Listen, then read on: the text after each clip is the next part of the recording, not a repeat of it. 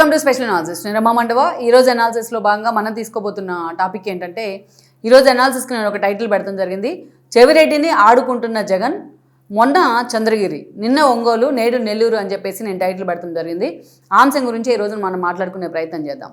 ఇక్కడ చాలా రోజులుగా చెవిరెడ్డి మీద జగన్మోహన్ రెడ్డి చేతి కన్నేశారు. అంటే ఆల్మోస్ట్ ఆయన దూరం పెట్టే ప్రయత్నం చేస్తూ ఉన్నారు. అందుకు కారణం లిక్కర్ స్కామ్ ఒక్కటే అని కూడా మనం ఆలోచించలేం. కానీ పలు కారణాలు ఈరోజు చెవిరెడ్డిని జగన్మోహన్ రెడ్డి దూరం పెడతానికి కారణమయ్యాయని అనుకోవచ్చు. దూరం పెడతాం వేరు, సరే అతని దగ్గరికి తీయకుండా కొన్ని కారణాలతో నిజంగానే గ్యాప్ పెంచడం వేరు, ఇవన్నీ వేరు. కానీ కాన్స్టిట్యున్సీ పరంగా ఆయన చంద్రగిరి ఒక హార్డ్ కోర్ కాన్స్టిట్యున్సీ ఆయనకు. అలాంటి ఆయన ఈరోజు ఫుట్బాల్ ఆడుకునే ప్రయత్నం చేస్తున్నారు జగన్మోహన్ రెడ్డి. ఎందుకు చెవిరెడ్డితో ఇలా ప్రయోగాలు చేస్తున్నారు, అతని రాజకీయ జీవితంతో ఎందుకు జగన్మోహన్ రెడ్డి ఆడుకుంటున్నారంటే దానికి పెద్ద ఆన్సర్ కూడా ఉండదు ఆయన వైపు నుంచి. ఇక్కడ మనం చూసినట్లయితే పాపం చెవిరెడ్డి భాస్కర్ రెడ్డి జగన్మోహన్ రెడ్డి వైఎస్ రాజశేఖర రెడ్డికి ఎంతటి ఫాలో అయ్యారో జగన్మోహన్ రెడ్డి కూడా అంత లాయల్ ఆయన. కాంగ్రెస్లో ఆ రోజు వైఎస్ చనిపోయిన నాటికి ఆయన కాంగ్రెస్లో ఉన్నారు. టీటీడీ బోర్డు మెంబర్గా కూడా పనిచేశారు. అప్పట్లో తుడా చైర్మన్గా కూడా పనిచేశారు. ఆ తర్వాత జగన్మోహన్ రెడ్డి వెంట నడిచే ప్రయత్నం చేశారు, ఒక కరుడు గట్టిన కార్యకర్త తరహా మాదిరి. అప్పుడు దాకా ఆయన ఎమ్మెల్యే కాలే, కాంగ్రెస్ నుంచి ఆ ఎఫర్ట్ కూడా పెట్టలే, సీటు కూడా రాలేదు. 2014లో ఫస్ట్ టైం ఆయన వైఎస్ఆర్సీపీ నుంచి చంద్రగిరి నుంచి పోటీ చేసి ఆ రోజు ఎమ్మెల్యేగా గెలవడం జరిగింది. గెలిచిన తక్కువ సమయంలో జగన్మోహన్ రెడ్డికి వీరభక్తుడిగా మారిపోయాడు. అని ఎంత వీరభక్తుడు అంటే జగన్మోహన్ రెడ్డి సాష్టాంగ పడమంటే సాష్టాంగ పడతారు చెవిరెడ్డి, అంత వీరభక్తుడు జగన్మోహన్ రెడ్డికి. అదే సమయంలో అయితే ఎప్పుడు కూడా ఒక బూతులు మాట్లాడుతూనో లేకపోతే ఇంకో విషయంలోనో భాషని పట్టుకోల్పోయి ఎప్పుడు కూడా ఆయన కాంట్రవర్సీ కాలేదు. కానీ బట్ చాలా విషయాల్లో కాంట్రవర్సీ వస్తూ ఉండేవాళ్ళు. అలాంటి చెవిరెడ్డి జగన్మోహన్ రెడ్డికి ఆ 5 ఏళ్లలో, ఎస్పెషల్లీ ఆ పార్టీ ప్రతిపక్షంలో ఉన్న 5 ఏళ్లలో చాలా దగ్గరయ్యారు. తనకంటూ కూడా ఒక సెఫాలజిస్ట్ టీంని ఏర్పాటు చేసుకోవడం, జగన్మోహన్ రెడ్డికి ఫీడ్బ్యాక్ ఇచ్చే ప్రయత్నం చేయడం, చిన్నగా జగన్మోహన్ రెడ్డి దగ్గర తన రెప్యుటేషన్ పెంచుకుంటూ వచ్చారు చెవిరెడ్డి ఆ టెన్యూర్లో 5 ఏళ్ల పాటు.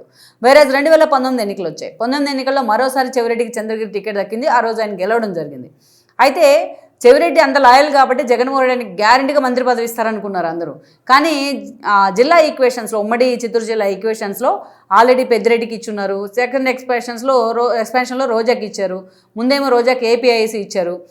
అదేవిధంగా నారాయణ స్వామి, ఇంతమంది మధ్య చెవిరెడ్డి ఫిట్ అవ్వలేకపోయారు. సో చెవిరెడ్డిని ఈజీగా కన్విన్స్ చేయొచ్చు అనుకొని చెవిరెడ్డికి పాపం మంత్రి పదవి ఇవ్వలేదు జగన్మోహన్ రెడ్డి. సెకండ్ ఎక్స్పాన్షన్లోనైనా వస్తుందనుకుంటే ఆయనకి ఇవ్వకుండా రోజాకి ఇచ్చే ప్రయత్నం చేశారు. నిజానికి రోజా కన్నా ముందు పార్టీలోకి వచ్చింది చెవిరెడ్డే, పెద్దిరెడ్డి కన్నా ముందు పార్టీలోకి వచ్చింది చెవిరెడ్డే. కానీ జగన్మోహన్ రెడ్డి మంత్రి పదవి విషయంలో మాత్రం చెవిరెడ్డి మాత్రం గాలికి వదిలేసేవాళ్ళు. అలా చెవిరెడ్డికి ఆ అధికారంలో, పార్టీ అధికారంలో ఉన్నప్పుడు మరోసారి ఆయన టీటీడీ బోర్డులో గౌరవ సలహాదారుగా కూడా పనిచేశారు. తుడాలో కూడా అంతే పనిచేశారు. ఇక పార్టీ వైపు నుంచి జగన్మోహన్ రెడ్డికి అత్యంత క్లోజ్ అసోసియేట్ కావడంలో చెవిరెడ్డి సక్సెస్ అయ్యారు. ఆయనకున్న సెఫాలజీ టీమే కాదు, ప్రతి ఒక్క విషయంలో జగన్మోహన్ రెడ్డి కోసం ఆ రాముడికి హనుమంతుడు లెక్క పనిచేసేవాళ్ళు చెవిరెడ్డి భాస్కర్ రెడ్డి. ఈ విషయంలో ఎలాంటి సందేహాలు అవసరం లేదు. మీరు ఒకటి అబ్జర్వ్ చేస్తే జగన్మోహన్ రెడ్డిని ఎంతమంది బ్రహ్మోత్సవాల సమయంలో ఆయన పట్టు వస్త్రాలు శ్రీవారికి తీసుకెళ్లే సమయంలో టార్గెట్ చేస్తున్నా సతీ సమేతంగా వెళ్ళాలి ఆగమ శాస్త్రాల ప్రకారం పట్టు వస్త్రాలు ఇవ్వడానికి. ఎప్పుడు కూడా భారతి ఒక్కరోజు కూడా జగన్మోహన్ రెడ్డి వెంట వెళ్ళిన ఫోటోను మనం చూడాల. ఆ విషయంలో జగన్మోహన్ రెడ్డి ఎన్నోసార్లు టార్గెట్ అయ్యారు ఆయన ప్రత్యర్థులకి. కానీ అదే భారతి రెడ్డి ఇంటి ముందు గుడిసెట్టేసి, ఈయన ఎవరైతే చెవిరెడ్డి భాస్కర్ రెడ్డి తిరుమల గుడిసెట్టేసి ఇద్దరిని పిలిస్తే వాళ్ళిద్దరూ వచ్చి అక్కడ కళ్యాణంలో అన్నిట్లో పాల్గొంటూ ఉంటారనమాట. అంటే అంత లాయల్టీ తెచ్చుకున్నారు వాళ్ళిద్దరి దగ్గర, ఆ దంపతుల దగ్గర చెవిరెడ్డి. దాంట్లో ఎలాంటి డౌటు లేదు. అయితే మొన్నటి ఎన్నికలకు ముందు మధ్యలో అనుబంధ విభాగాల బాధ్యతలు చూశారు. ఆయన ఒక సఫాలజీ టీంని ఏర్పాటు చేసుకొని జగన్మోహన్ రెడ్డికి అటు కేసీఆర్కి ఎన్నోసార్లు సర్వేలు చేసి పెట్టేవాళ్ళు. జగన్మోహన్ రెడ్డి కోసం తిప్పిన వెహికల్స్ అటు టీఆర్ఎస్కి స్టిక్కర్లు మార్చి ఫ్లెక్సీలు మార్చి టీఆర్ఎస్కి తిప్పుతూ ఉండేవాళ్ళు. టీఆర్ఎస్కి చేసిన వెహికల్సే ఇక్కడ ఏపీలో కూడా చేస్తూ ఉండేవి. ఇదంతా నడుస్తూ ఉండింది. ఆఖరికి ఎంత నమ్మారంటే జగన్మోహన్ రెడ్డి ఎన్నికలకు ముందు, తెలంగాణలో అసెంబ్లీ ఎన్నికలకు ముందు ఇక రేవంత్ రెడ్డి గెలవడం ఖాయమని అంచనాలు వస్తూ ఉన్న సమయంలో ఒక సెంటిమెంట్ రేకెత్తిద్దామంటే చెవిరెడ్డి ప్లాన్ ఇచ్చారు. లైక్ నాగార్జున సాగర్ దగ్గర 2 రాష్ట్రాల పోలీసులను పెట్టి అక్కడ ఏదో జరుగుతుందని ఒక అభూత కల్పనని క్రియేట్ చేసే ప్రయత్నం చేస్తే అది కూడా నమ్మారు ఆ రోజు కేసీఆర్ కానీ జగన్మోహన్ రెడ్డి కానీ. ఎవరు పట్టించుకోలేదు జనం, అది వేరే విషయం అయినప్పటికీ. అంత నమ్మకాన్ని క్రియేట్ చేసుకున్నారు చెవిరెడ్డి. అలాంటి చెవిరెడ్డి తన కొడుక్కి టికెట్ ఇవ్వాలని అడిగితే ముందు జగన్మోహన్ రెడ్డి ససిమేరా అన్నారు. బట్ లాస్ట్లో ఎప్పుడైతే మాగుంట సుబ్రహ్మరెడ్డి ఒంగోలు నుంచి విడిచిపెట్టి వెళ్ళిపోయారో, టీడీపీలోకి వెళ్ళిపోయారో, అప్పుడు ఆ సీటు ఖాళీ అయింది, ఎంపీ సీటు. అప్పుడు చెవిరెడ్డిని బలవంతంగా తీసుకొచ్చి ఒంగోలులో ప్లాన్ చేసే ప్రయత్నం చేశారు. అందుకనే చెవిరెడ్డి కొడుకు మోహిత్కి ఆ రోజున చంద్రగిరి టికెట్ ఇవ్వడం జరిగింది. మోహిత్ రెడ్డి మొన్నటి ఎన్నికల్లో ఓడిపోయారు, పులివర్తి నాని గెలిచారు. ఇక చెవిరెడ్డి ఎంపీగా పోటీ చేశారు. పోటీ చేస్తే బాలినేని లాంటి వాళ్ళు చాలా సీరియస్గా వ్యతిరేకించారు. స్థానికుడు కాణివాణి తీసుకొచ్చి మీరు దించుతూ ఉన్నారు, కావాలంటే నేనైనా పోటీ చేస్తాను కానీ అతను వద్దు అని చెప్పినా జగన్మోహన్ రెడ్డి వినలేదు. సో చెవిరెడ్డి మొత్తం పాపం ఒంగోలులో ఓడిపోవడం జరిగింది.